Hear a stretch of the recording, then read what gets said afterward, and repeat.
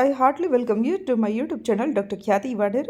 In this video lecture, we are going to discuss about Model Paper 2024 for Bhakt Kavi Narsimha Mehta University, Junagadh, BBA or BCom, Semester 1 examination, November-December 2024, NEP 2020, AEC 1, English Language 1.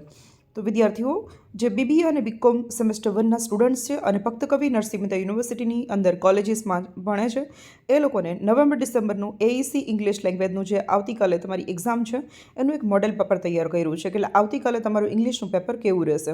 તો તમારું syllabus અને paper style એ cover કરી અને એક 25 માર્ક્સનું એક sample paper બનાવ્યું છે.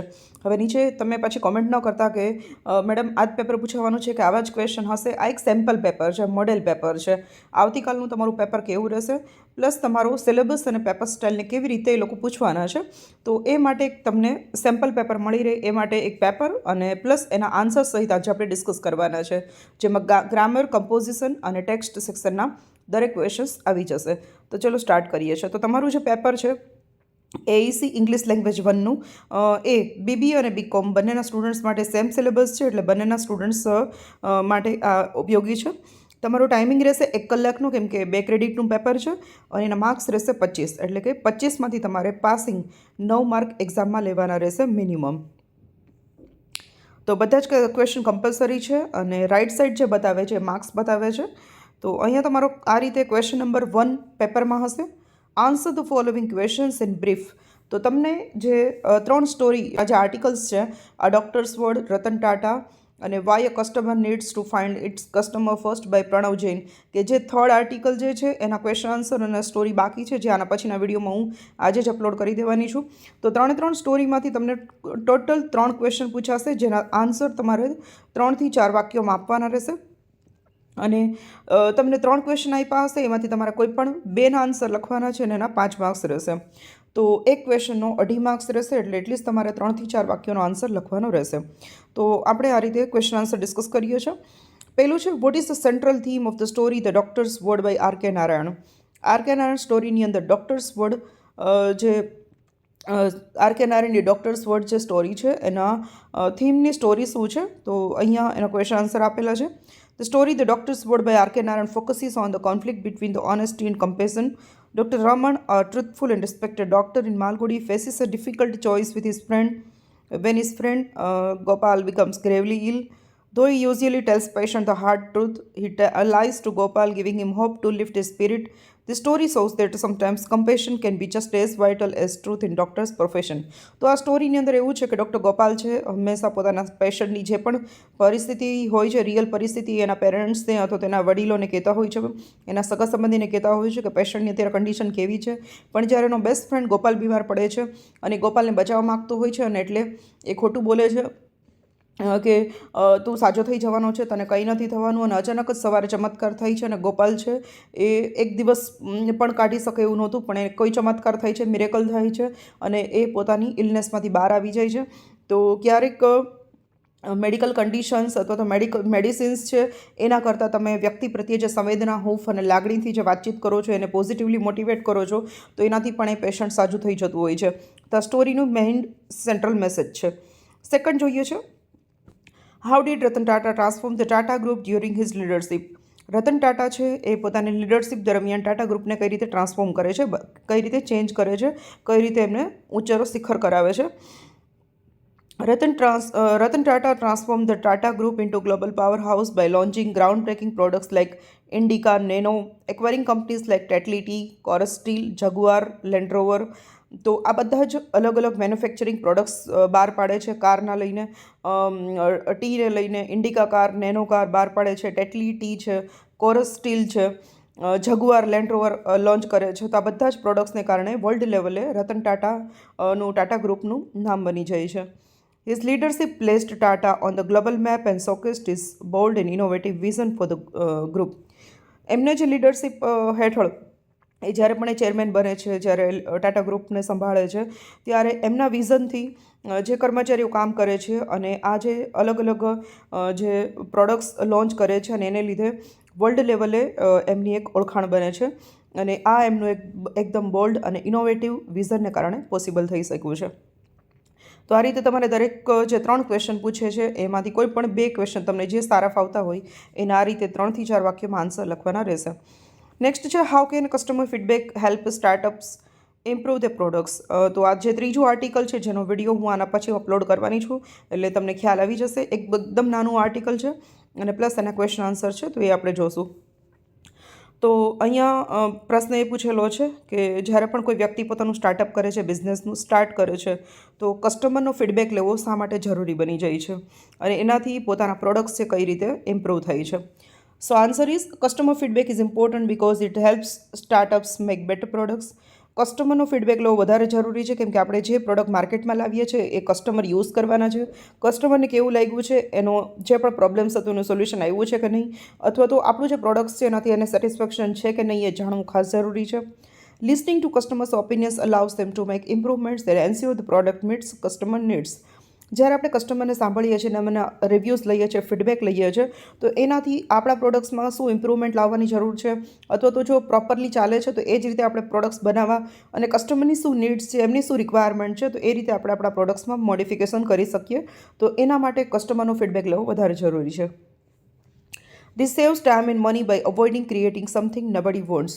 અને આને કારણે જ્યારે કસ્ટમરની રિક્વાયરમેન્ટ્સ અને કસ્ટમરના ફીડબેક આપણે લઈએ છીએ તો ખ્યાલ આવે છે કે કસ્ટમરને એકચ્યુઅલી કેવા પ્રોડક્ટ્સ જોઈએ છે, શું એ લોકોના પ્રોબ્લેમ્સ છે કે જે સોલ્વ કરવા માટે આપણે આપણા પ્રોડક્ટ્સમાં મોડિફિકેશન કરી શકીએ. તો આને કારણે એવું થશે કે તમે અમુક એવા પ્રોડક્ટ્સ બનાવી નાખો કસ્ટમરનો ફીડબેક જાણ્યા વગર કે જેની માર્કેટમાં કોઈ જરૂર જ નથી, અને પછી કસ્ટમર ખરીદતા પણ નથી અને પ્રોફિટ ને બદલે લોસમાં જાય છે. તો બેટર છે કે કસ્ટમરની રિક્વાયરમેન્ટને ધ્યાનમાં રાખીને પ્રોડક્ટ્સ બનાવવામાં આવે, તો તમારા પ્રોડક્ટ્સ છે કસ્ટમર સુધી પહોંચશે પણ ખરા અને તમારો બિઝનેસ પણ સારો ચાલશે. તો આ રીતે હમણાં 3 ક્વેશ્ચન્સ કમ્પ્લીટ કર્યા છે. હવે નેક્સ્ટ આવે છે question number 1B, write short note on the following. Students, મેં તમને ફર્સ્ટ આર્ટિકલ એટલે કે ડૉક્ટર્સ વર્ડનું અને સેકન્ડ આર્ટિકલ રતન ટાટાનું એ બંનેમાં શોર્ટ આન્સર ક્વેશ્ચનની સાથે તમને MCQs બતાવ્યા છે અથવા તો વન લાઇન ક્વેશ્ચન્સ બતાવ્યા છે કે તમને કદાચ આ રીતે પૂછાઈ શકે. પણ યુનિવર્સિટીએ જે પેપર સ્ટાઇલ ચેન્જ કરી છે એમાં શોર્ટ નોટ એડ કરી છે અને વન લાઇન ક્વેશ્ચન્સ કાઢી નાખ્યા છે. તો તમારે ચિંતા કરવાની જરૂર નથી કેમ કે 3 શોર્ટ નોટમાં જો most important questions short notes હોય તો એ 3 જ છે. તો પહેલું જે છે એમાં ડૉક્ટર રમણ અથવા તો ડૉક્ટર રમણ્સ એડવાઇસ એ તમને શોર્ટ નોટમાં પૂછી શકે. સેકન્ડ આર્ટિકલમાં તમને રતન ટાટાની શોર્ટ નોટ પૂછી શકે. અને થર્ડ જે આર્ટિકલ છે એની અંદર પ્રણવ જૈનની જે એડવાઇસ છે કે જ્યારે પણ કોઈ બિઝનેસનું સ્ટાર્ટઅપ કરવા માટે કસ્ટમર્સને કઈ રીતે સેન્ટરમાં રાખવા, તો કસ્ટમર્સના ફીડબેક લેવા શા માટે જરૂરી છે. તો આ રીતની તમને 3 શોર્ટ નોટ પૂછેલી હશે, એમાંથી તમે કોઈ પણ 2 પર લખજો. ડૉક્ટર રમણની અને રતન ટાટાની મોસ્ટ ઇમ્પોર્ટન્ટ શોર્ટ નોટ્સ છે. તો આ રીતે તમને ખ્યાલ આવી જશે. તો તમારે હવે શોર્ટ આન્સર ક્વેશ્ચન્સ એટલે કે 3 થી 4 વાક્યોનો આન્સર અને પ્લસ શોર્ટ નોટ આ 2 જ તૈયાર કરવાનું છે. તમારે વન લાઇન ક્વેશ્ચન્સ, એક વાક્યોના પ્રશ્નો, MCQs કે ખાલી જગ્યા એ કરવાનું નથી. તો હવે એની ચિંતા ન કરતા, ભલે આપણે આગળ ડિસ્કસ કર્યું છે એનાથી તમને એક રિવિઝન થઈ ગયું છે, ડિટેલમાં આપણે દરેક ક્વેશ્ચન્સ જોઈ લીધા છે, એટલે તમને એ શોર્ટ આન્સર ક્વેશ્ચનમાં તો કામ લાગવાનું જ છે. તો ખાસ યાદ રાખજો કે ટેક્સ્ટ સેક્શનમાં તમને શોર્ટ આન્સર ક્વેશ્ચન્સ કે જે હમણાં ઉપર આપણે 5 માર્ક્સના જોયા એ, અને તમને એક જ શોર્ટ નોટ પૂછાશે. તમને 2 પૂછેલી હશે, એમાંથી તમારે એક જ લખવાની છે અને એના 5 માર્ક્સ રહેશે. 5 માર્ક્સની શોર્ટ નોટ હોય તો તમારે મેક્સિમમ 1 પેજ જેટલું અને મિનિમમ તમે પોણા પેજ જેટલું એક્ઝામમાં લખશો તો ચાલશે. તો સૌથી પહેલાં ડૉક્ટર રમણની જે શોર્ટ નોટ છે એ પહેલાં જોઈ લઈએ છીએ આપણે. ડૉક્ટર રમણ છે એ R.K. નારાયણની સ્ટોરી છે. ડૉક્ટર્સ વર્ડ એ સ્ટોરીના હીરો છે, કેરેક્ટર છે. અને ડૉક્ટર રમણનું કેરેક્ટર જે લોકોએ મારો વિડીયો જોયેલો હશે R.K. નારાયણનું ડૉક્ટર્સ વર્ડ સ્ટોરી, એ લોકોને ખ્યાલ હશે કે ડૉક્ટર રમણ કોણ છે અને કેવા વ્યક્તિ છે. તો doctor Raman is a central character in R.K. Narayan story a doctor's word. R.K. નારાયણની સ્ટોરી છે ડૉક્ટર્સ વર્ડ, એમાં ડૉક્ટર રમણ છે એક કેરેક્ટર છે. ડૉક્ટર્સ વર્ડનો મિનિંગ થાય છે ડૉક્ટરની સલાહ. He is a skilled and experienced doctor known for his honesty and practical approach to life. એ પોતાની પ્રામાણિકતા અને પોતાની પ્રેક્ટિકલ એડવાઇસ માટે બહુ જાણીતા હોય છે. જે સત્ય હકીકત હોય છે પેશન્ટની, એ જ એના રિલેટિવ્સને કહેતા હોય છે. Doctor Raman does not believe in giving false hope to his patient. Doctor Raman ક્યારેય ખોટી માહિતી પોતાના પેશન્ટની એમના સગાવાલાને નથી દેતા. મીન્સ કે કોઈ પેશન્ટ છે સાજો થઈ શકવાનું નથી તો એ તરત જ પેશન્ટના સગાને કહી દે છે કે એમની પાસે એટલો સમય છે અથવા તો આ ટ્રીટમેન્ટથી એ સાજો થઈ શકે એમ નથી, અથવા તો એમનો જે આયુષ્ય છે બહુ ઓછું છે અથવા તો આ ક્યોર થઈ શકે એવું નથી, સાજા થઈ શકે એવું નથી.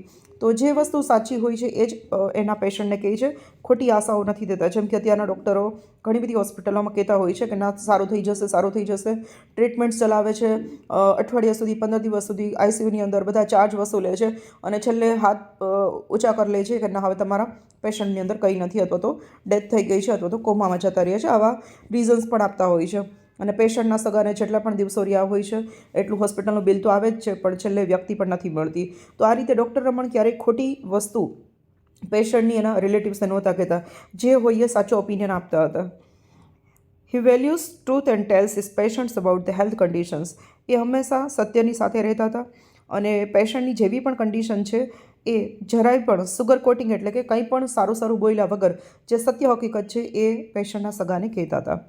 સુગર કોટિંગ એટલે કે મીઠું બોલવું, સારી વાતો કરવી, ખોટું બોલવું, તો એ આવું બધું નહોતા કરતા. એ જે સાચું હોય એ જ કહેતા હતા. This makes him both respected and feared in his community. અને આને કારણે એ પોતાના સમાજમાં અથવા તો એ પોતાના સિટીમાં એક રિસ્પેક્ટેડ વ્યક્તિ તરીકે ઓળખાતા હતા. People trust his expertise but they also dread hearing his diagnosis because they know he never lies. લોકો એના એક્સપર્ટાઇઝ પર વિશ્વાસ કરતા હતા પણ હંમેશા ડરતા હતા કે ડૉક્ટર રમણ હમણાં આવીને શું કહેશે, કેમ કે જે પણ કહેતા હતા એ સાચું ડાયગ્નોસિસ હતું અને ક્યારેય ખોટું નહોતા બોલતા. In the story doctor Raman faces a moral dilemma when his close friend Gopal falls critical ill. સ્ટોરીની અંદર ડૉક્ટર રમણ છે એકને એક મુશ્કેલી આવે છે જ્યારે એમનો બેસ્ટ ફ્રેન્ડ ગોપાલ છે એ બીમાર પડે છે અને એને બંને વચ્ચે કન્ફ્યુઝન થાય છે, કેમ કે ગોપાલની તબિયત એટલી બધી ખરાબ હોય છે કે કદાચ એ એક રાત પણ માંડ કાઢી શકે. અને જ્યારે ગોપાલના જે વાઈફ અને એ લોકો એના ફેમિલી મેમ્બર્સ ડૉક્ટર રમણનો કોન્ટેક્ટ કરે છે કે તમારા ખાસ ફ્રેન્ડ ગોપાલ અત્યારે બહુ બીમાર છે, એની તબિયત બહુ ખરાબ છે, તમે એક વખત આવીને જોઈ જાઓ ઘરે. અને ત્યારે ઘરે આવે છે એના ફેમિલી મેમ્બર્સને પણ ખીજાય છે કે તમે મને વહેલા કેમ ન કીધું, અને એટલી બધી તબિયત કેમ ખરાબ થઈ ગઈ. અને ડૉક્ટર રમણ પણ જાણે છે કે ગોપાલની તબિયત ખરેખર બહુ નાજુક છે, કદાચ એક રાત પણ જીવી શકે તો બહુ સારું કહેવાય. અને ત્યારે વિચારે છે કે જો હું સાચું કહી દઈશ તો મારો ફ્રેન્ડ અત્યારે આઘાતમાં એક્સપાયર થઈ જશે અને જો હું ખોટું કહીશ તો એ મારા સિદ્ધાંતોથી પર છે. તો એ શું વાત કરે છે એ જોઈએ છે. Despite his usual practice of telling the truth, he assures Gopal that he will recover, knowing that this lie might give his friend the will to live. એને ખબર છે કે આ ખોટું કહેવું એ એના સિદ્ધાંતમાં નથી, છતાં પણ એક ગોપાલને પહેલી વાર પોતાની લાઈફમાં એવું કહે છે કે તું રિકવર થઈ જઈશ, તને બહુ સારું થઈ જશે અને તું બહુ લોંગ લાઈફ જીવવાનો છે, તું જરા પણ ચિંતા ન કરીશ. કેમ કે એ એના ફ્રેન્ડને પોઝિટિવલી મોટિવેટ કરી અને એમને આ ઇલનેસમાંથી બહાર લાવવા માગતા હતા. This shows Dr. Raman's compassionate side as he prioritizes his friend's emotional well-being over his principles. અને અહીંયા ડૉક્ટર રમણ છે એ પોતાની એક સંવેદનાવાળી બાજુ બતાવે છે, એટલે કે એકદમ સંવેદનાશીલ છે ગોપાલ પ્રત્યે, અને એ પોતાની મેડિકલ જે એના રૂલ્સ એન્ડ રેગ્યુલેશન્સ છે તો તેના પ્રિન્સિપલ્સ છે, સિદ્ધાંતોને સાઈડમાં મૂકી અને એમને પોતાની એના ફ્રેન્ડ પ્રત્યેની જે સંવેદના છે, એના ફ્રેન્ડ પ્રત્યે જે લાગણી છે એ બતાવે છે. His actions highlight the human side of a doctor who must sometimes balance the truth with kindness. અને આ જે એમનું એક્ટ છે જે ગોપાલને ખોટું કહે છે અને ગોપાલને ઇલનેસમાંથી બહાર લાવે છે, તો એ એમનું એક ડૉક્ટરની માનવતાની સાઈડ બતાવે છે કે જે હંમેશા પોતે એક કાઇન્ડ ડૉક્ટર છે અને ટ્રુથફુલ છે, બટ પોતાના ટ્રુથને સાઈડમાં મૂકી અને પોતાને ગોપાલ પ્રત્યે જે લાગણી છે એ અહીંયા બતાવવાનો પ્રયત્ન કરે છે. Dr. Raman's character demonstrates professionalism, integrity, and the ability to adapt his principles for the sake of humanity. Doctor રમણનું જે કેરેક્ટર છે અહીંયા એકદમ એક પ્રોફેશનલ ડૉક્ટર હોય એવું, ઇન્ટેગ્રિટી એકદમ પ્રામાણિક છે અને ability to adept his principles for the sec of humanity, કે પોતાના માનવતાને ખાતર પણ એ પોતાના સિદ્ધાંતોને વળગી રહે એવા ડૉક્ટર બતાવ્યા છે. તો ફર્સ્ટ શોર્ટ નોટ જોઈ, હવે આપણે સેકન્ડ જોવાની છે. એક્ઝામમાં સ્ટુડન્ટ્સ તમને 2 શોર્ટ નોટ પૂછાશે, એમાંથી તમારે કોઈ પણ એક જ લખવાની છે અને એના 5 માર્ક્સ રહેશે. તો સેકન્ડ શોર્ટ નોટ છે રતન ટાટાની, એ પણ આપણે જોઈ લઈએ છીએ. ખાસ યાદ રાખજો કે ડૉક્ટર રમણની શોર્ટ નોટ અને રતન ટાટાની શોર્ટ નોટ ખાસ કરી નાખજો, બેમાંથી કોઈ પણ એક તો પૂછાશે જ. Ratan Tata, born on 28 December 1937, was a visionary leader and a national icon of India. Ratan ટાટાની સ્ટોરી આપણે ગઈકાલે મેં મારો વિડીયો અપલોડ કર્યો હતો, આજે બપોરના 1 વાગે અપલોડ કર્યો છે, તો એમાં તમે લોકોએ રતન ટાટાની સ્ટોરી વિશે અથવા રતન ટાટા વિશે તમે લોકોએ માહિતી મેળવી હશે. તો એ જ બસ બ્રીફમાં આપણે અહીંયા એની શોર્ટ નોટ જોવાની છે. તો 1937માં 28 ડિસેમ્બરના રતન ટાટાનું બોર્ન થાય છે. ઇન્ડિયાના એક વિઝનરી લીડર અને એક નેશનલ આઇકોન હોય છે, એક હાઈએસ્ટ લેવલના બિઝનેસમેન હોય છે અને ફિલેન્થ્રોપિસ્ટ હોય છે, દાનવીર હોય છે. He was the great grandson of Jamshedji Tata, the founder of the Tata group. Tata ગ્રુપના જે ફાઉન્ડર છે જમશેદજી ટાટા, એના પ્રપૌત્ર હોય છે, એટલે કે એમના દીકરાના દીકરાના દીકરા હોય છે. And grew up learning values of dignity and resilience from his grandmother. જ્યારે 10 વર્ષના હોય છે ત્યારે એના પેરેન્ટ્સના ડાયવોર્સ થઈ જાય છે. એના મમ્મી રીમેરેજ કરીને બીજાના ઘરે જાય છે અને ત્યારે પોતે એકલા પડી જાય છે. અને એના દાદીમાં જે છે લેડી નવાજબાઈ ટાટા, એ એનો ઉછેર કરે છે ટાટા પેલેસની અંદર.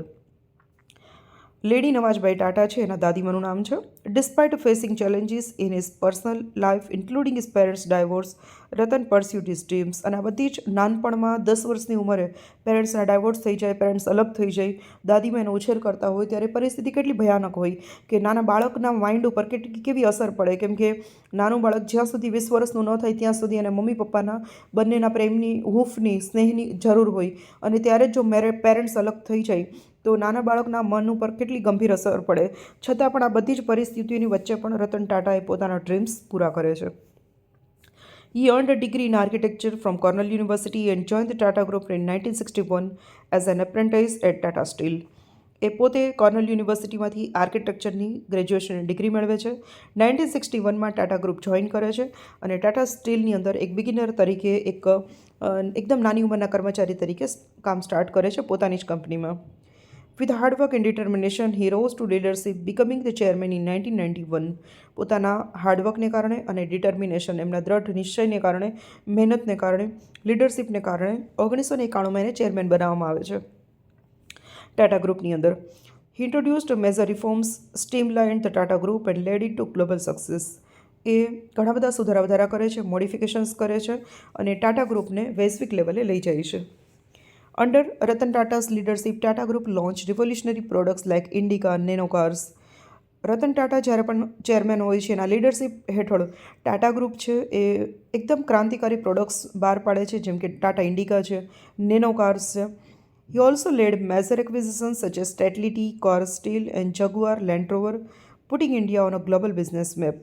જ્યારે ટાટા ગ્રુપ જે છે Tetley, Corus steel, Jaguar Land Rover એ બધા જ પ્રોડક્ટ્સ લોન્ચ કરે છે ત્યારે ઇન્ડિયાને ગ્લોબલ લેવલે એક આઇડેન્ટિટી મળે છે. ટાટા ગ્રુપના જે પ્રોડક્ટ્સ છે વર્લ્ડ લેવલે સેલિંગ થાય છે, ફ્રેન્ચાઇઝીસ લેવાય છે અને દરેક શોપની અંદર આ જે પ્રોડક્ટ્સ છે એ લોકો ખરીદે છે. અને ઇન્ડિયાના જે આ ટાટા ગ્રુપની જે છાપ છે દરેક વર્લ્ડની અંદર લોકો ઓળખે છે અને આ રીતે એ ઇન્ડિયાનું નામ પણ રોશન કરે છે. Beyond business, Ratan Tata showed compassion by supporting victims of crises like a 26/11 Mumbai attacks. આ બિઝનેસને વાત સાઈડમાં રાખીએ તો રતન ટાટા છે એકદમ દયામણા વ્યક્તિ હતા, બહુ કમ્પેશન હતી અને લાગણી હતી બધા માટે. અને જ્યારે પણ 26/11ના મુંબઈ એટેક થાય છે, એટલે કે આતંકવાદીઓ આવી અને મુંબઈની 3 હોટલ પર એટેક કરે છે, જેટલા પણ લોકો મૃત્યુ પામ્યા હોય છે એના ફેમિલીઝને મળીને ફાઇનાન્શિયલી સપોર્ટ કરવાનો પ્રયત્ન કરે છે, હિંમત આપે છે અને દરેકના ઘરે જઈ અને આ રીતે એમને સપોર્ટ કરવાનો પ્રયત્ન કરે છે. After retiring in 2012, he focused on philanthropy. 2012માં જ્યારે રિટાયર થઈ જાય છે પોતાની કંપનીમાંથી, પછી એ ટાટા ફાઉન્ડેશન બનાવે છે અને એમાંથી જરૂરિયાતમંદ વ્યક્તિઓને લાખો કરોડો ડોલર્સમાં દાન કરે છે. He passed away on 9th October 2024, living behind an inspiring legacy of hard work, dedication and humanity. 9 October 2024 એટલે કે હમણાં જ દિવાળી પહેલાં જ એમનું ડેથ થઈ જાય છે. 86 વર્ષની ઉંમરે બ્રીચ કેન્ડી હોસ્પિટલની અંદર મુંબઈમાં એમનું ડેથ થઈ જાય છે. એમને બીપી અને એજ રિલેટેડ ઘણા બધા પ્રોબ્લેમ્સ હતા કે જે માટે એને 2 દિવસ માટે એડમિટ કરવામાં આવે છે, પણ એની તબિયત સારી નથી થતી અને 86 એજ એક્સપાયર થઈ જાય છે 9th ઓક્ટોબરના દિવસે. Ratan Tata will always be remembered as a legendary figure in India's history. ભારતના ઇતિહાસમાં રતન ટાટાનો જે મેમરી છે, જે યાદી છે, એ હંમેશા માટે રહેશે. તો આ રીતે આપણે બંને શોર્ટ નોટ જોઈ છે. હવે આપણે જોઈએ છે ક્વેશ્ચન નંબર 2A. તો ક્વેશ્ચન નંબર 2A ની અંદર તમને પાર્ટ્સ ઓફ સ્પીચ ના સેન્ટેન્સ આપેલા હશે અને તમને આ રીતે સેન્ટેન્સ આપેલા હશે અને એમાં કોઈ પણ શબ્દ નીચે અંડરલાઇન કરેલી હશે અને તમારે ઓળખવાનું છે કે કયા પ્રકારની પાર્ટ્સ ઓફ સ્પીચ છે. પાર્ટ્સ ઓફ સ્પીચનો વિડીયો પણ મેં મારા પ્લેલિસ્ટ સેક્શનમાં મારી ચેનલ પર મૂકેલો છે.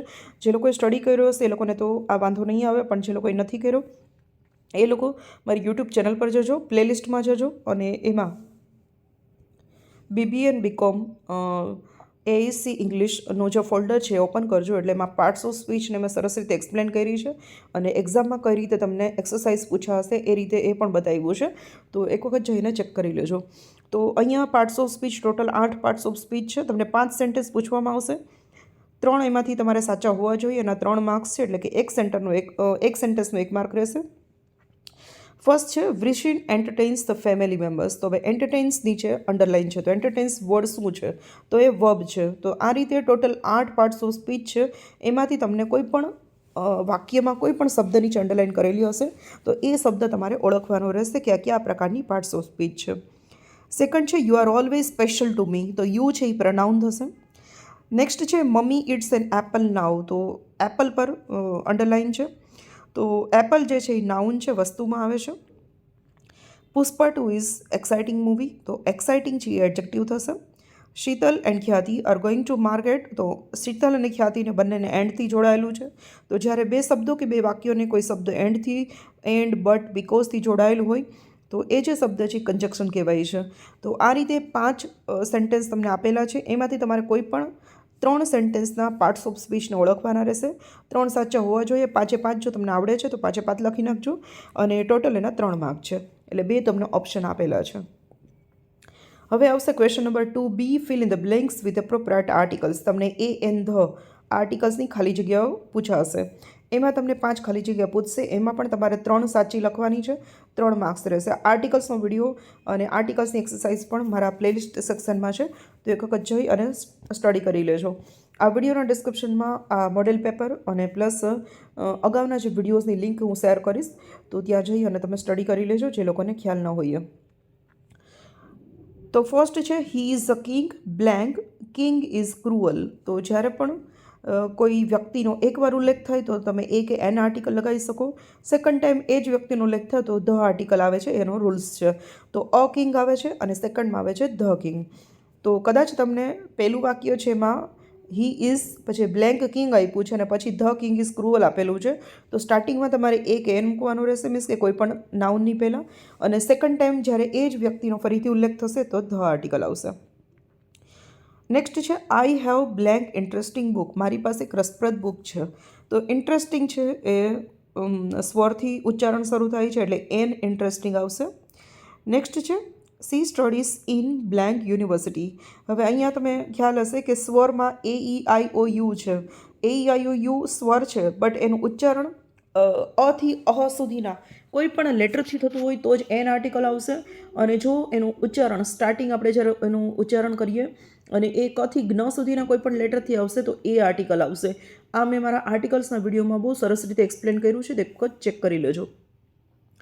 તો અહીંયા યુનિવર્સિટીમાં યુ છે એ સ્વર છે, પણ એનું જ્યારે તમે ઉચ્ચારણ કરો તો યથી થાય છે. તો યથી થાય છે એટલે કથી જ્ઞ સુધીમાં આવે છે, એટલે એ સ્વર નથી, એટલે આપણે અહીંયા એ આર્ટિકલનો યુઝ કરશું. She studies in a university. Next છે he is blank honest boy in the class. આ ક્લાસમાં સૌથી ઓનેસ્ટ બોય છે. તો અહીંયા એચ આપેલો છે. એચ છે એ સ્વર નથી, વ્યંજન છે. પણ અહીંયા એચ જે છે એનું ઉચ્ચારણ એચ સાયલન્ટ છે, એટલે ઓનેસ્ટથી કરવાનું છે. તો હોનેસ્ટ આપણે નથી કહેતા, પણ આપણે ઓનેસ્ટ કહીએ છીએ. ઓ એટલે અથી અહ સુધીમાં આવી ગયું છે, એટલે અહીંયા આપણે સ્વર તરીકે ગણવાનું છે, એટલે આપણે એન ઓનેસ્ટ લખશું. નેક્સ્ટ છે blank staff of the commerce college is dedicative. Commerce કોલેજનો સ્ટાફ છે બહુ ડેડિકેટિવ છે, એટલે કે ખૂબ મહેનતથી કામ કરે છે. તો અહીંયા એક પર્ટિક્યુલર કોમર્સ કોલેજના સ્ટાફની જ વાત કરી છે, બીજા કોઈ કોલેજના સ્ટાફની નહીં. તો જ્યારે કોઈ કેટેગરીના વ્યક્તિને અથવા તો કોઈ ગ્રુપને આપણે સ્પેસિફિકલી એજની જ વાત કરીએ, બીજા કોઈની વાત ન કરતા હોય તો તમે આપણે આગળ ધ લગાવી શકીએ, તો ધ સ્ટાફ આવશે. તો આ રીતે આર્ટિકલ્સની બ્લેન્ક્સ કમ્પ્લીટ કરી છે. હવે નેક્સ્ટ આવે છે question number 2C. Attempt any CV from the following. તમને એક્ઝામમાં CV પૂછાશે. CV કઈ રીતે બનાવવું એનું ફોર્મેટ વાઇઝ અને એક્ઝામ્પલ વાઇઝ સરસ વિડીયો બનાવેલો છે અને મેં પ્લેલિસ્ટમાં મૂકેલો છે, એક વખત ચેક કરી લેજો. તો અહીંયા તમને CV પૂછેલું છે. CVનો મિનિંગ થાય છે કે જ્યારે કોઈ જગ્યાએ સ્કૂલ, કોલેજ, બેંક, ઓફિસની અંદર કોઈ પોસ્ટ માટે જગ્યા ખાલી છે, વેકેન્સીસ છે અને તમારે તમારી જોબ મેળવવા માટે ત્યાં અપ્લાય કરવાનું છે, તો એના માટે એક આપણે કરિક્યુલમ વિટા એટલે કે CV આપવાનું હોય છે. CVનો મિનિંગ શું થાય છે? તો કે એમાં આપણી બેઝિક ડિટેલ્સ આવે, એજ્યુકેશનલ ક્વોલિફિકેશન, એક્સપિરિયન્સ અને રેફરન્સની ડિટેલ્સ આપણે બ્રીફમાં આપવાની હોય છે. તો એ તમને ઇન્સ્ટ્રક્શન્સ આપશે, કોઈ પણ સીવી બનાવવા માટે 2 સૂચના આપશે. એમાંથી તમારે કોઈ પણ એક ઉપર સીવી બનાવવાનું રહેશે અને એના 4 માર્ક્સ રહેશે. તો જોઈ લઈએ છે. તો અહીંયા સીવી જે આપ્યું છે, draft CV for the post of a school teacher. School teacher માટે સીવી બનાવવાનું છે આપણે, કે કોઈ સ્કૂલમાં ટીચરની વેકેન્સી ખાલી છે તો ત્યાં આપણે અપ્લાય કરવાનું છે. તો આપણે કઈ રીતે બનાવશું? તો અહીંયા સૌથી પહેલાં તમારે નેમ, એડ્રેસ, ફોન નંબર અને ઈમેલ આઈડી આ રીતે આપવાનું રહેશે. અહીંયા મેં સેમ્પલ આપ્યું છે એટલે મેં કંઈ પણ નામ એડ કરી દીધું છે. તમે તમારું પણ એડ કરી શકો અને તમે બીજા કોઈનું પણ એડ કરી શકો. તો તમારે આ રીતે 5 માર્ક્સનો તમને 4 માર્કનો સીવી પૂછાવાનો છે. તો જેટલી ડિટેલ્સ મેં અહીંયા આપેલી છે એટલી ઇનફ છે. તો નેમ આવશે, નેમ એન્ડ સરનેમ, એડ્રેસ આવશે, ફોન નંબર આવશે અને ઈમેલ આઈડી આવશે. તો ફોન નંબર મેં 999 સમથિંગ આપી દીધા છે રેન્ડમલી. તમે તમારા પણ દઈ શકો અને એમને રેન્ડમલી સાચા ખોટા કોઈ પણ આપી શકો. તો નેમ, એડ્રેસ, ફોન નંબર અને ઈમેલ તમારે સ્ટાર્ટિંગમાં લખવાનું છે. ત્યાર પછી આવશે ઓબ્જેક્ટિવ. ઓબ્જેક્ટિવનો મિનિંગ શું થાય છે કે why you want to get hire in this office or school or bank or whatever, કે તમે સ્કૂલમાં શું કામ જોબ કરવા માગો છો, તમારો પર્પઝ શું છે, તમારો ગોલ શું છે, એમ શું છે. તમને એકવાર હાયર કરવામાં આવશે, તમને એ લોકો સિલેક્ટ કરશે, પછી તમારી ત્યાં શું ડ્યુટી રહેશે, શું તમારાથી શું એમને બેનિફિટ થશે. તો એ અહીંયા આપણે 1-2 લાઇનમાં બતાવવાનું છે. તો dedicated English teacher with a passion for inspiring students and improving the language skills, કે હું ડેડિકેટેડ ઇંગ્લિશ ટીચર છું કે જે સ્ટુડન્ટ્સને હું ઇન્સ્પાયર કરીશ કે મારા પેશનને કારણે, અને એ લોકોની લેંગ્વેજ સ્કિલ્સ છે એને ઇમ્પ્રૂવ કરવાનો પ્રયત્ન કરીશ. તો આપણે આ એક કન્ફર્મેશન આપીએ છીએ કે if you will select me then I will perform my duty as well. તો ઓબ્જેક્ટિવ તમારે કદાચ આના સિવાયનો સ્કૂલ ટીચર સિવાય તમને કોઈ પણ પોસ્ટ પૂછેલી હોય તો તમને સિલેક્ટ કરવામાં આવે પછી તમે ત્યાં શું તમારી ડ્યુટી નિભાવશો એ 1-2 લાઇનમાં તમારે બતાવી દેવાનું છે. ત્યાર પછી એજ્યુકેશન. તો એજ્યુકેશનમાં છેલ્લી ડિગ્રી પહેલાં અને પછી સૌથી પહેલાં લીધેલી ડિગ્રી એટલે કે 10મું ધોરણ છે એ સૌથી છેલ્લે આવશે. તો ટીચરનું છે એટલે બીએડ આપણે બતાવવું પડે. તો અહીંયા યુનિવર્સિટી નેમ અથવા કોલેજ નેમ લખી શકો અને તમે કયા યરમાં પાસ કર્યું છે એ લખી શકો. પછી છે એમ ઇન ઇંગ્લિશ. અહીંયા એમ ઇન ઇંગ્લિશ છે, તમે M.Com ઇન કોમર્સ પણ લખી શકો, અકાઉન્ટન્સી પણ લખી શકો જો તમે કોમર્સના ટીચર બનવા માગતા હોય તો. અને કોલેજ કે યુનિવર્સિટીનું નામ અને કયા યરમાં તમે માસ્ટર ડિગ્રી કર્યું છે એ બતાવવાનું છે. અહીંયા ઇંગ્લિશ ટીચરની મેં એપ્લિકેશન બતાવી છે એટલે મેં MA લખ્યું છે, બાકી તમે M.Com પણ લખી શકો. અને જો સાયન્સ કોલેજમાં તમે જવા માગતા હોય તો તમે BSc અને MSc પણ લખી શકો છો. ત્યાર પછી છે BA એટલે કે બેચલર્સ ઓફ એજ્યુકેશન.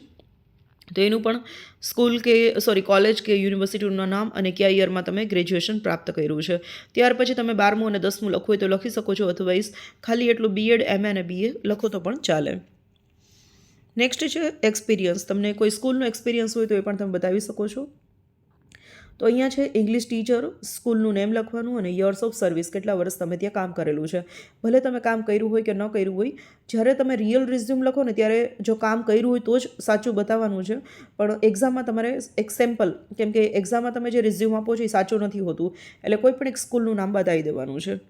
નેક્સ્ટ આવે છે સ્કિલ્સ, કે તમારામાં શું સ્કિલ્સ છે, શું આવડત છે. તો આપણે ઇંગ્લિશ ટીચરને લગતી જ આવડત બતાવવાની છે. તો અહીંયા લખશું ઇફેક્ટિવ કોમ્યુનિકેશન અને ટીચિંગ મેથડ્સ, કે મને ખૂબ સારું મારું વાતચીત કરવાની સ્કિલ છે, કેમ કે ટીચર્સનું મેઇન કામ ભણાવવાનું હોય છે, વાતચીત કરવાની હોય છે, એક્સપ્લેનેશન હોવું જોઈએ અને કઈ રીતે શીખવવું એ ટીચરને આવડતું હોવું જોઈએ. તો ઇફેક્ટિવ કોમ્યુનિકેશન એટલે કે અસરકારક રીતે હું વાતચીત કરી શકું છું બાળકો સાથે, અને મારી ટીચિંગ મેથડ એટલે કે મારી શીખવાની પદ્ધતિ છે એ સરળ છે. નેક્સ્ટ છે expertise in English grammar and literature, કે અંગ્રેજી ગ્રામર અને લિટરેચર એટલે કે સ્ટોરીઝ, નોવેલ્સ, ડ્રામાસ, આ બધું જ હું સારી રીતે ભણાવી શકું છું. આમાં મારી એક્સપર્ટાઇઝ છે. નેક્સ્ટ છે અચીવમેન્ટ્સ. તમે શું અત્યાર સુધીમાં અચીવમેન્ટ્સ સક્સેસ મેળવી છે. તો પબ્લિશ્ડ રિસર્ચ ઓન ટોપિક, તમે કોઈ રિસર્ચ પેપર પબ્લિશ કર્યું હોય તો એ બતાવવાનું છે. Organised literary activities for the students, વિદ્યાર્થીઓ માટે તમે કોઈ એક્ટિવિટીઝ ઓર્ગેનાઇઝ કરો છો તો એ પણ તમે એ બતાવી શકો છો. લાસ્ટમાં આવશે રેફરન્સ. રેફરન્સનો મિનિંગ શું થાય છે કે જે વ્યક્તિ કોઈ જગ્યાએ જોબ કરે છે એ પછી તમારા ફેમિલી મેમ્બર્સ હોય કાં તો રિલેટિવ્સ હોય કે કોઈ પણ વ્યક્તિ જે તમને ઓળખતા હોય એ કોઈ જગ્યાએ જોબ કરે છે અને એ તમારા એજ્યુકેશનલ ક્વોલિફિકેશનથી વાકેફ છે. તમે જે પણ અહીંયા લખો છો એ એને ખબર છે, એના વિટનેસ છે, સાક્ષી છે, એવું બતાવવા માટે એક રેફરન્સ આપવામાં આવે છે. તો રેફરન્સમાં આવશે name of the person, post of the person એ વ્યક્તિની પોસ્ટ શું છે, name of the work place એ ક્યાં કામ કરે છે, કોન્ટેક્ટ નંબર અને ઈમેલ આઈડી. તો આ રીતે તમારે આપવાનું રહેશે. તો આ તમારું સીવી થશે. Name, address, phone number, email, objectives, education, experience, skills, achievements અને રેફરન્સ. આ સેમ રીતે અહીંયા મેં બીજું પણ સીવી આપેલું છે, draft CV for the post of clerk in a bank. બેંકમાં એક ક્લર્કની વેકન્સી ખાલી છે અને એના માટે તમારે સીવી બનાવવાનું છે. તો સેમ રીતે આપણે લખવાનું છે, name, address, phone number, email. અહીંયા તમારું ઓબ્જેક્ટિવ છે એ બદલી જશે, તમારો જે હેતુ છે, કેમ કે અહીંયા તમારે બેંકમાં જોબ કરવાની છે. પહેલું હતું સ્કૂલ ટીચરનું, જે જોબ બદલશે એ જોબ પ્રમાણે તમારે ઓબ્જેક્ટિવ બદલવાનું રહેશે, કેમ કે દરેક જે જોબ હોય છે એનું કામ સરખું નથી હોતું, અલગ અલગ કામ હોય છે. તો અહીંયા ઓબ્જેક્ટિવ લીધેલું છે આપણે, to secure a position of a clerk in a reputed bank. Where can I use my organizational and communication skill to support daily operations and customer service? કે એઝ અ ક્લર્ક જ્યારે પણ મને અહીં select કરવામાં આવશે તો મારી communication સ્કિલ્સને કારણે હું અહીંયા ઓર્ગેનાઇઝેશનની અંદર બધાને સપોર્ટ કરીશ અને કસ્ટમરને પણ સારી સર્વિસ આપીશ. કેમ કે બેંકમાં શું હોય છે કે જે પણ કસ્ટમર્સ આવતા હોય છે, એ લોકોના અકાઉન્ટ્સ હોલ્ડર હોય, એ લોકો સાથે વાતચીત કરવાની હોય છે અને એના પ્રશ્નો સોલ્વ કરવાના હોય છે. એજ્યુકેશનમાં અહીંયા બેચલર્સ ઓફ કોમર્સ એટલે બીકોમ બતાવ્યું છે. ગુજરાત યુનિવર્સિટી 2022માં કમ્પ્લીટ કર્યું છે અને 12th બતાવ્યું છે. તો ગ્રેજ્યુએશન પછી બેંકની અંદર ક્લેરિકલ પોસ્ટ ઉપર પ્રાઇવેટ બેંકમાં જોબ મળતી હોય છે, તો એનું બતાવ્યું છે. તો બીકોમ અને 12th સ્ટાન્ડર્ડ બે જ બતાવ્યું છે. નેક્સ્ટ છે સ્કિલ્સ. જો તમે અહીંયા MBA કેમકોમ બતાવવું હોય તો બતાવી શકો છો. તો પહેલાં MBA કેમકોમ બતાવવાનું, પછી કોમર્સ બીકોમ બતાવવાનું અને પછી તમારે 12th બતાવવાનું. તો આ રીતે છેલ્લી ડિગ્રી છે એ પહેલાં આવશે અને પહેલાં લીધેલી ડિગ્રી છેલ્લા આવશે. સ્કિલ્સમાં જોઈ લઈએ તો કે MS ઓફિસમાં પ્રોફિશિયન્સી છે અને ડેટા એન્ટ્રી આવડે છે, એટલે કે કોમ્પ્યુટરની અંદર ડેટા એન્ટ્રી કરતાં આવડે છે. ગુડ કમ્યુનિકેશન છે, કસ્ટમર હેન્ડલિંગ સ્કિલ્સ છે, કસ્ટમરને કઈ રીતે હેન્ડલ કરવા એની સ્કિલ્સ છે મારામાં. Attentions to details and time management, દરેક ડિટેલ્સને હું સારી રીતે વેરીફાઈ કરી શકું છું, પ્લસ હું ટાઈમનું મેનેજમેન્ટ કરી શકું છું.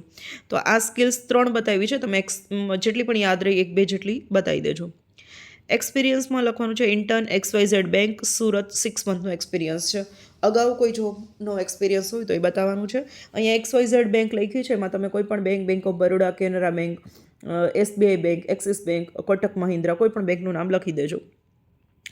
રેફરન્સ જે છે, name of the person, post of the person, name of the work place એટલે કે જે વ્યક્તિ છે એનું નામ, એની પોસ્ટ, એ કઈ જગ્યાએ કામ કરે છે, એના કોન્ટેક્ટ નંબર અને એનું ઈમેલ આઈડી. તો આ રીતે તમારે જો ક્લેરિકલ પોસ્ટની જો વેકેન્સી હોય અને તમને એક્ઝામમાં પૂછાય તો આ રીતે તમે CV તમારું લખી શકશો. નેક્સ્ટ આવશે question number 3A, write a paragraph 1/2. તમને એક્ઝામમાં 2 એસે પૂછાશે. એ 2 એસે જે છે એક્ઝામમાં તમને યુનિવર્સિટીએ 10 એસેનું લિસ્ટ આપેલું છે. એ 10માંથી કોઈ પણ 2 પૂછાશે અને એમાંથી તમારે એક જ લખવાનો છે. એના 3 માર્ક રહેશે. 3 માર્કનું છે એટલે મેક્સિમમ તમે 2 પેરેગ્રાફ જેટલું 8 થી 10 લાઇનનું અને મિનિમમ તમે 6 થી 7 લાઇન જેટલું તમે લખશો તો ચાલશે. તો અહીંયા એસે આપેલો છે college life versus school life, એટલે કોલેજની લાઈફ કેવી હોય અને સ્કૂલની લાઈફ કેવી હોય. આ બંને લાઈફ તમે જીવેલા છો, કેમ કે 12th સુધી સ્કૂલ લાઈફ એન્જોય કરી છે અને હવે કોલેજ લાઈફની અંદર છો. તો બંનેની કમ્પેરિઝન તમારે કરવાની છે. તો એ અહીંયા મેં બતાવેલું છે અને આ PDF હું આ વિડીયોના ડિસ્ક્રિપ્શનમાં આપી દઈશ, તો એક વખત સ્ટડી કરી લેજો એટલે તમને ખ્યાલ આવી જશે. અને બીજું છે યોર ફેવરિટ મૂવી. અહીંયા મેં સિંઘમ અગેન લખ્યું છે, બટ તમારું કોઈ પણ ફેવરિટ મૂવી હોય એના પર તમે એસે લખી દેજો. તો એ તમારે આ રીતે 2 થી 3 પેરેગ્રાફમાં લખવાનો રહેશે. અને ત્યાર પછી આવશે question number 3B, give meaning of the following idioms and phrases. Idioms અને ફ્રેઝિસનો વિડીયો પણ મેં મારી ચેનલ પર હમણાં 2-3 દિવસ પહેલાં જ મૂકેલો છે, એક વખત જોઈ લેજો. તો એમાં તમને યુનિવર્સિટીએ 40 જેટલા ઇડિયમ્સ અને ફ્રેઝિસ આપેલા છે. એમાંથી કોઈ પણ તમને 3 પૂછાશે અને એમાંથી તમારે 2 લખવાના છે અને એના 2 માર્ક્સ રહેશે. તો અહીંયા મેં 3 આપેલા છે. અ પીસ ઓફ કેક, તો તમને આ રીતે ઇડિયમ પૂછ્યું હશે, તમારે માત્ર એનું ઇંગ્લિશમાં મિનિંગ સમજાવવાનો રહેશે. તો પીસ ઓફ કેકનો મિનિંગ થાય છે something is very easy to do, કે કોઈ વસ્તુ સૌથી સરળ હોય કામ કરવાની તો એને કહેવાય છે piece of cake. Piece of cake એટલે સૌથી સરળ કાર્ય. નેક્સ્ટ છે ક્રોકોડાઇલ્સ ટીયર્સ. ક્રોકોડાઇલ્સ ટીયર્સનો મિનિંગ થાય છે મગરમથના આંસુ, એટલે કે ખોટી લાગણી બતાવી, ખોટો ઢોંગ કરવો. તો ઇંગ્લિશમાં એને કહેશું ફેક ઓર ઇનસિન્સિયર ટીયર્સ ઓર ઇમોશન્સ, કે ખોટા આંસુ અને ખોટી લાગણી બતાવવાનો પ્રયત્ન કરવો. કિલ 2 બર્ડ્સ વિથ 1 સ્ટોન, કે એક પથ્થરે 2 પક્ષી મારવા, એટલે કે કોઈ એક કાર્ય કરીને આપણે 2 ગોલ અચીવ કરવા. Achieve 2 goals with a single action. તો આ રીતે ઇંગ્લિશમાં એનો મિનિંગ આપણે સમજાવવાનો રહેશે. તો આઈ હોપ સ્ટુડન્ટ્સ તમને લોકોને ખ્યાલ આવી ગયો છે કે તમારું આવતીકાલનું પેપર કઈ ટાઈપનું રહેશે. તો આ એક સેમ્પલ પેપર છે, મોડેલ પેપર છે. એટલે આ જ પૂછાશે અને આ જ કરવું અને બીજું ન કરવું એવું બધું ન કરતા દરેક વિડીયોઝને રિફર કરજો જેથી કરીને તમને ખ્યાલ આવે. આ એક ખાલી સેમ્પલ પેપર આપેલું છે જેથી તમને આઈડિયા મળે કે આવતીકાલનું પેપર કઈ રીતનું હશે, ટેક્સ્ટના ક્વેશ્ચન્સ કઈ રીતે પૂછાશે, ગ્રામર કઈ રીતે પૂછાશે અને કમ્પોઝિશન એટલે કે સીવી અને પેરેગ્રાફ રાઇટિંગ કઈ રીતે પૂછાશે.